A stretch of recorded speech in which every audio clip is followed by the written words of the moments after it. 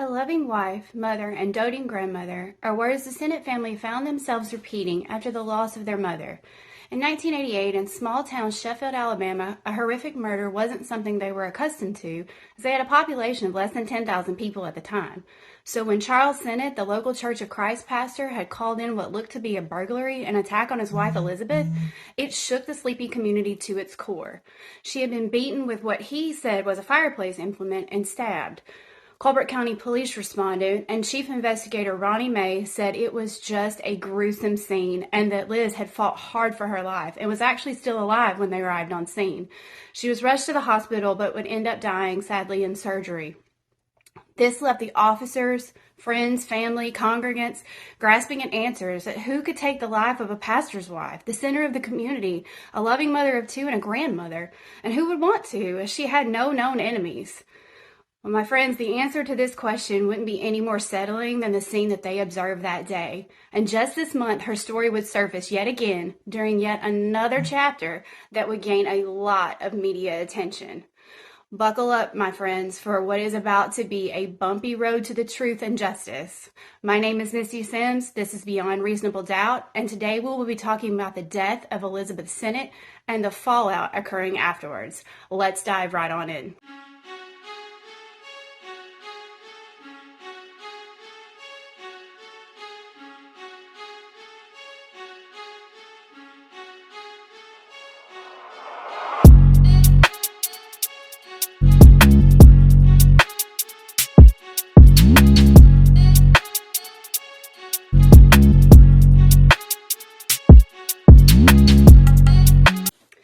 Elizabeth Dorleen Thorne, known to her friends and family as Liz, was born December 10, 1942, to parents Howard and Dosha in Franklin County, Alabama. Growing up, she was the oldest of four children, having two brothers and one sister. She was soft-spoken and quiet and liked neatness and organization. She liked being feminine, or as they called her, a girly girl. Liz would end up living in Ohio for a little while in her teens while her father was in the military, and this is where she would meet her future husband, Charles Sennett. Charles Edward Sennett was born on October 3, 1942, in West Virginia to his parents, Pastor Ed and Bevia. When Charles and Liz met, they fell very much in love with each other and would marry on June 2, 1962, when they were both just 20 years old. And 9 months to the day, on February 3, 1962, Liz would give birth to their first son named Chuck. 2 years later, in May of 1965, they had their son named Mike. Their sons recalled that their parents' relationship was just wonderful and that folks thought of them as the perfect couple. And they were great parents. Liz cared deeply about those boys, and she made sure they knew it every single day. Every birthday party and Christmas was just rich in memories and love, and the boys said that their father was a hard worker, good provider, and just an all-around nice guy. Charles and Liz would move to Nashville, Tennessee when they were about 23 years old. Charles had been working at a department store in Ohio, but he wanted to be a pastor like his dad. So the move to Nashville would allow him to attend evening classes for about 3 years and then graduate a local Church of Christ training classes that trained ministers. And almost immediately, he got a job at the Church of Christ in Hatton, Alabama, and they would relocate again. But they were so excited, and this was a great move for them because Liz's parents were actually back in Alabama. Now, Hatton was a tiny little town of about, 60 people at the time, and Charles thrived there. Congregants heard about him, and they would come from miles away to hear him pastor. And they even ended up building a bigger church that could hold 200 or 300 people because that many people wanted to hear him preach. And the Sennetts weren't just the pastor and the church leaders. They were involved in the community, too. They poured into scouts, local GED classes, you named it, they were supporting it. And after Sunday services, they would have dinners and parties at their house. It was just a gathering, happy place. And the Sennett boys said you just couldn't ask for better times than their upbringing and childhood. And Charles loved to sing, too. He'd grown up singing in quartets with his family, and he sang in a lot of a cappella groups in the area and at the church. And then he opened a small side business selling burial vaults. So all this seemed great, but by 1976, it had started to take a toll on him mentally, and he just seemed very tired. One night, Liz tried calling him at his vault business, but she couldn't get him to pick up the phone. When she went to check on him, he was in the middle of a nervous breakdown just from all of the pressures, finances, and just life in general that can get to all of us from time to time. He was able to seek medical help and was diagnosed with depression, and sadly, the doctors would recommend that he gave up preaching. And now this broke his heart because this was his lifelong dream. And even the kids said he seemed so empty during this time. But after some rest and recovery, in about 2 years, he felt up to preaching again in 1978 and even started traveling around preaching funerals and weddings. So around 1983, his emotions would get the best of him again and he would struggle a little bit more. But this is also the time when happy moments really started happening in their family. The boys were grown and having families of their own, and grandbabies started showing up. And oh, did Liz love her grandbabies. She was so overjoyed with these little ones and doted on them and so excited for expanding families. The Sennetts lived off of Coondog Cemetery Road near Tuscumbia. And Charles was pastoring at a little church in Sheffield, about 10 minutes where they lived. I mean, everything at this point seemed picture perfect. But of course, if it was, that was where we would leave it and we wouldn't be here, would we? So on the fateful morning of March 18th, 1988, Charles left to go to church, stopped at a fast food joint for some breakfast, and then visited a few congregants on the way like pastors do. And by 11:30, he was on his way back home. Seemed like a very typical day. But it was what was waiting on him at home that would strike this community to its core. By 11:44 a.m., 45-year-old Charles Sennett called the Colbert County Sheriff's Department and was hysterical. Investigator Ronnie May was sent the call, and Charles told him Liz had been viciously attacked in what seemed to be a home invasion gone wrong. Ronnie rushed over to the Sennett's house, and he observed that Liz was still clinging to life, so he rode with her to the Helen Keller Memorial Hospital in Sheffield, hoping that she would wake up and be able to give them some information. But sadly, she never woke up, and she would die 2 hours later in surgery. Medical experts would determine that she had been badly beaten, but she had also been stabbed 10 times, 8 wounds to her chest, 2 to her neck, 1 on each side. And she had several defensive wounds and slashes across her head. I mean, bless her heart, she had fought and she fought hard. She was buried in Dempsey Cemetery in Red Bay, where her parents are also buried. Now, her mom had passed on about 7 years before Liz, but her dad, Howard, would live until 2009. So at first glance, authorities, thought it had been a burglary gone wrong, but as they started looking more closely, things just weren't adding up. Investigator Buddy Aldridge told a local news source that it just looked odd from the beginning. No one had seen the killer because this was such a rural area, so all they had was just the crime scene to go by. And they spent days and days just going through it and determined that it had to be staged. It couldn't have been a burglary because the only things that were taken were a stereo and a VCR, and they didn't even take the remote to the VCR. Liz had hundreds of dollars in her purse. It wasn't touched. So none of it made sense if the main motive was a home invasion. And there was also no sign of forced entry. So they thought Liz may have either known this person or she felt very comfortable with them and comfortable enough to let them into her home. As they were driving, the officer noticed a broken piece of a walking cane floating in a pond about 50 yards from the Sennett home. And they found another part of this same cane in the Sennett's house. So, of course, authorities determined this had to be one of the items used to brutally beat Liz. They drained the pond and they found a whole lot more. They found more pieces of the cane, a fireplace poker, and a hunting knife with a black handle. Inside the home, they found a lot of hair strands near Liz and all over the rug that the intruder had draped over her body. And then they also found a baseball cap that they presumed to be the attackers who had left it behind, probably in the flurry. Now, today we'd be able to work with the hair, the DNA, but this was 1988. DNA technology was in its infancy, and CODIS wasn't even around. But what the labs could do was they could determine that that hair didn't belong to Liz or Charles, and there were fibers on that knife that matched the rug. So they need to make a match with what they have, but who in the world are we going to match to? So, of course, husband is the first swing in any scenario like this, but he had a strong alibi of where he was, and the hairs weren't his. And all their known acquaintances, they had alibis. And again, she didn't have any enemies. And I mean, I'm going to go out on a limb, my own assumption here, but a pastor in a tiny town in Alabama probably wasn't a high hit for like a robbery. I mean, even if this had been a true robbery, because most aren't, super financially wealthy. I know mega churches and all that's different, but this was in a little town, a road named after coon dogs, not a mega church, right?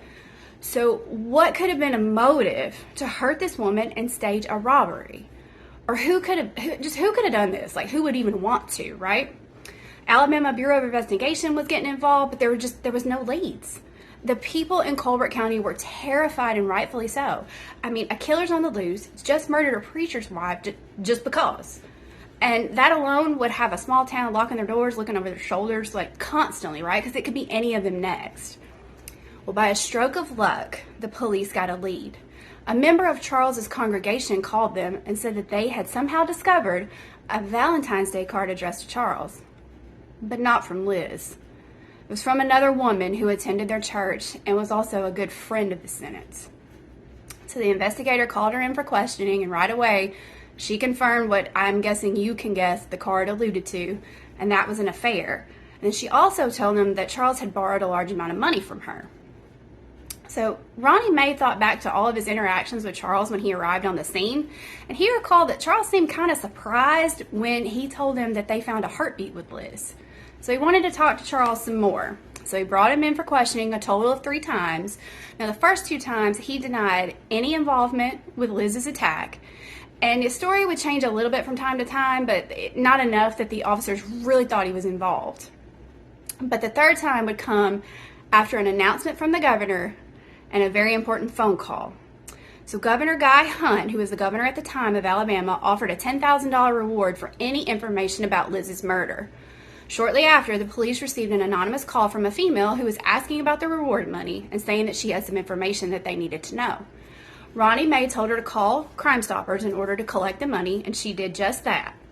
She called and she told them exactly who had been responsible for Liz's death, and that it wasn't just one person.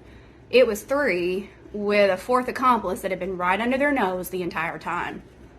Turns out that in February 1988, old Charles is feeling trapped by financial debt and by cheating on his wife. So to overcome these, he takes out a big life insurance policy on Liz and then began orchestrating her murder.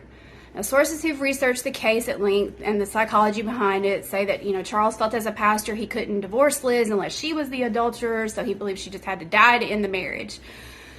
I'm not sure why murder wouldn't be worse than divorce, but okay. But regardless of the big why, the end result was that he could be free of Liz, and then he could also get that life insurance money, which would free him from all those financial trials and troubles that he was facing. So he decided to study up on investigations, and he started showing up and appearing as part of a rescue squad that was at the scene at a local gas station in Cherokee, Alabama, where the owner had been shot and killed. Ronnie Mae was on that case, and he would later recall seeing him there and wondering why that guy kept hanging around, but he had no idea at the time, it was Charles or that he was studying. So once Charles had an idea and a plan in place, he reached out to Billy Gray Williams, who was renting an apartment from him in Florence, Alabama. He explained that he needed to hire someone to get rid of someone, and he'd be willing to pay them $3,000. Billy reached out to a man named Kenny Smith, and they were old friends from high school. And Kenny came over, and Billy told him all about the murder for hire, and they could split the money 50-50.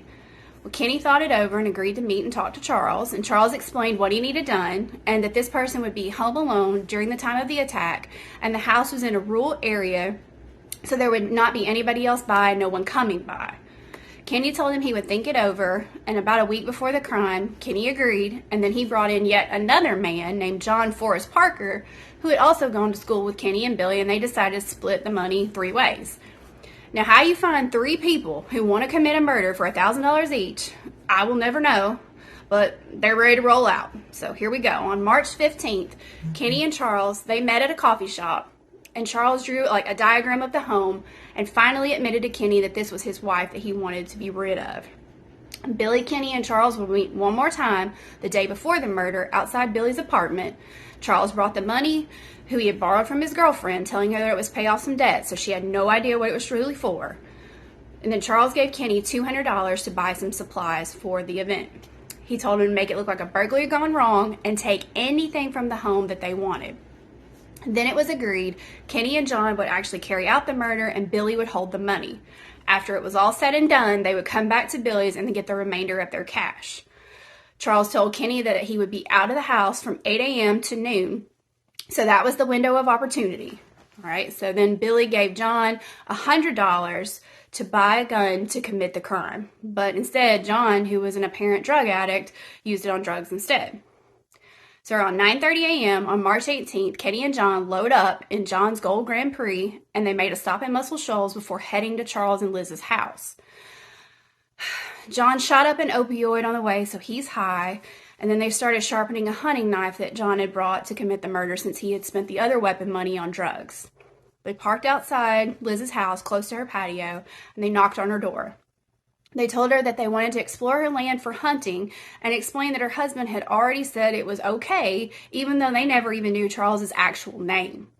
Now, she was a little taken aback by two strangers, rap on her door. So she took their names and she called Charles just to make sure that this was the truth. And, of course he said it was, and to let him walk around the property. So while they walked around, Liz, she stays tucked inside. And John said he had no idea why they didn't just jump her right away. But after they put on a good act, they were walking around and looking, they knocked on the door again and asked if they could use her restroom and maybe get, a drink of water. Well, after she's talked to Charles and confirmed their story, I'm sure she was a whole lot more trusting. So she's like, yeah, sure, let me be hospitable church lady, come on in. So Kenny went and used the restroom first, and then John went. Well, while John's in the bathroom, Kenny is out there just chatting Liz up, which to me is even colder considering the next events. Like, he's trying to gain her trust, get to know her, just to set her up to be hunted like an animal. It's awful. So when John came out of the bathroom, he had put socks on his hands for some reason. I'm guessing not to leave prints or something. And they attacked. Now, Kenny claims he never laid a hand on her, and it was all John in a frenzied, drug-fueled attack. John claims the exact opposite, that it was all Kenny, but regardless of who it was, they beat her with a pipe, a chair, the cane we talked about earlier, and the fireplace implements, all while she was begging them not to hurt her. And then finally, one of them just started stabbing her. They rustled around the house. They turned over stuff like the china cabinet, snatched up the stereo and the VCR. Now, John tossed that stereo into the river, but Kenny kept the VCR. And coldly enough, they said they knew she was still alive because they could hear the gurgling noises when she was trying to breathe, but they just left her there, wrapped in a rug on the floor. And they headed on back to Billy's and got their money and threw away their bloodstained clothes. Just cold. So with all this information now, the police called Charles in for that third interview on March 25th, 1988. They let him know they were serious. They knew he was involved with another woman. He had borrowed $3,000 from her. They had all these tips. The jig is up. Tell us what we need to know. He refused to tell them what he spent the money on. And still, he denied any involvement in what happened to Liz. Like, no, couldn't have been me. Couldn't have do it. So the detectives told him that you are a suspect, and we're going to give you a polygraph test next week. He still denied everything and got up to leave. And one of the officers said out loud, "Hey, man, I wonder if Charles knows this Kenny May guy." Ronnie May said Charles's face turned beet red. And he rushed out. Well, when he left the station, he drove straight to a family member's house where his sons and their families were all gathered up. He sat him down and he told them right then and there that he had cheated on their mother with this woman. And of course, they're upset and angry and all over the place with emotions like, why are you telling us this now? Our mom just died. But then he dropped another bombshell and said, well, I was to blame for your mother's death. And as soon as he said that, he gets up, he walks out of the house, got back into his pickup truck, picked up his .22 caliber handgun, and shot himself in the head. Now, Chuck and Mike heard all this commotion, and they ran outside, and they see their dad in this state less than 1 week after they've lost their mother. Like, these kids, man. Now, he did have a note in his pocket, and it hasn't been released publicly, but Officer Buddy Aldridge said that it did indicate that Charles had never hurt Liz, but he was in with some bad guys, and he didn't want to continue to embarrass his family further. Ronnie May, again, was the first one, poor Ronnie, on the scene and rode with Charles to the hospital, just hoping he would say something. But Charles was declared dead at 6:40 p.m. without ever saying another word. So with this just dramatic turn of events, the authorities were very inclined to believe that tipster, especially since she even knew Billy used his money to buy a waterbed and that VCR was at his house. So, and the remote was missing, and he even still had blood on it. So Mike's wife, Kim, knew she had gifted that VCR to the Sennett, so she gave the police the box. They got a search warrant, and they went and searched for the VCR at Kenny's and were able to match the serial numbers and confirm that that was Liz's blood on it. All three were arrested, with Kenny and John being charged with capital murder, and Billy was charged with conspiracy to commit murder. Now, the legality of Kenny and John's arrest and the evidence that could have supported it at the time was questioned and scrutinized. Kenny and John would end up confessing immediately, so there were legal grounds for Billy's arrest, but the timelines for the other two were a little shaky and how they intertwined, but the court just kind of let it go. All three men were tried separately, with Billy being up first in January 1989, and he was convicted of capital murder, assuming that his charges were upgraded during the proceedings, and he was sentenced to life in prison without parole in February of 1989. Now, he made attempts at appeals, but they were all denied, and in November of 2020, he died in prison at the age of 53.